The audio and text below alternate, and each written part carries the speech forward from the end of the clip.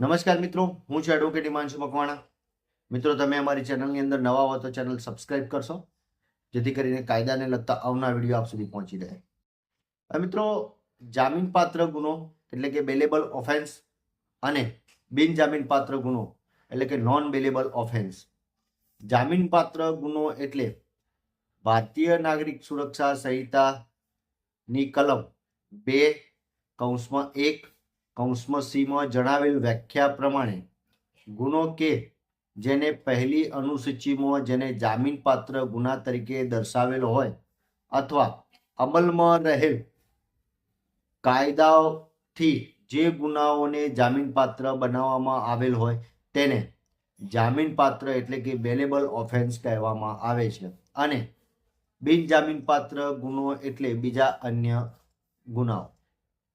જામીનપાત્ર ગુનામાં આરોપી પોતાની હકની રૂએ ભારતીય નાગરિક સુરક્ષા સંહિતાની કલમ 438 હેઠળ પોતે જામીન પર છૂટવા માટે અધિકાર ધરાવે છે.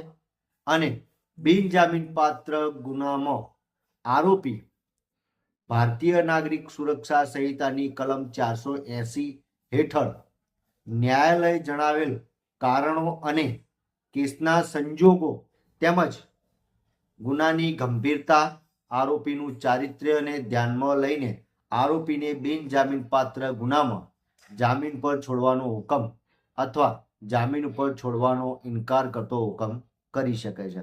તો મિત્રો, આપણે જોયું કે જામીનપાત્ર ગુનાની અંદર ભારતીય નાગરિક સુરક્ષા સંહિતાની કલમ 438 મુજબ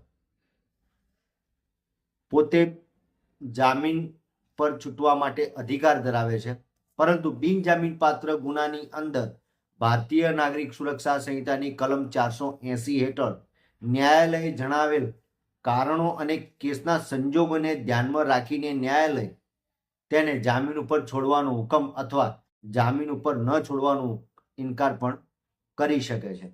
તો મિત્રો, આ હતા બેલેબલ ઓફેન્સ એટલે કે જામીનપાત્ર ગુનો અને નોન બેલેબલ ઓફેન્સ એટલે કે બિનજામીનપાત્ર ગુનો.